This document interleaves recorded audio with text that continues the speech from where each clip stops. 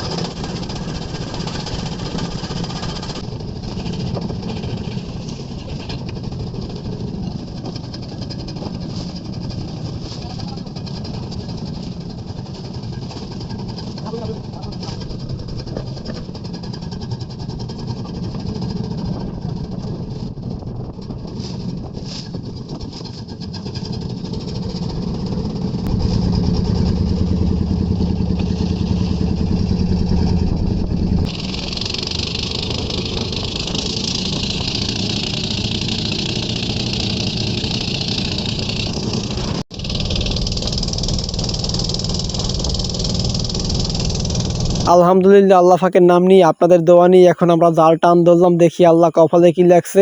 ভিডিওটা পুরোপুরি দেখেন, দেখেন আল্লাহ কি লেখছে আমাদের কপালে। আল্লাহর নাম নিয়ে জাল টান ধরলাম, আল্লাহ ফাক কিছু না কিছু তো লেখছে কপালে। এককালে আল্লাহ বইমুখ করবে না, ছোট বড় যা পাই পামু ইনশাল্লাহ। আপনাদের দোয়া ও ভালোবাসায় আল্লাহ ফাক লেখছে কিছু কপালে। কই ভাই দেই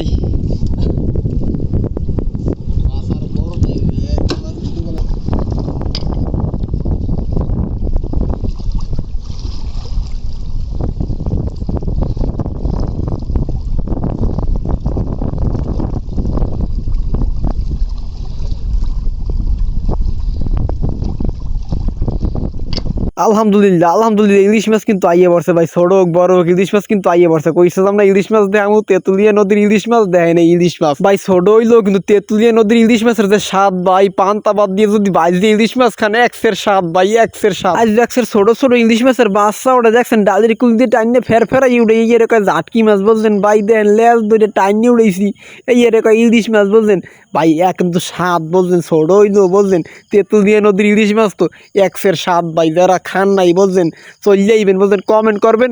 আলহামদুলিল্লাহ কমেন্টের মাধ্যমে আমি লইম এককালে আমাকে এখানে দেখছেন হাতে কোনো লাভ দিয়ে আবার পরে দিতে চায়, নদীতেই যাইতে চায়। ফালাই দিলেই তো নতুন একটা আইব।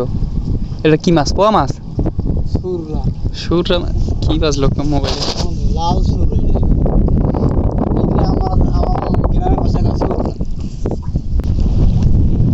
ভাই মাছটা দেখান।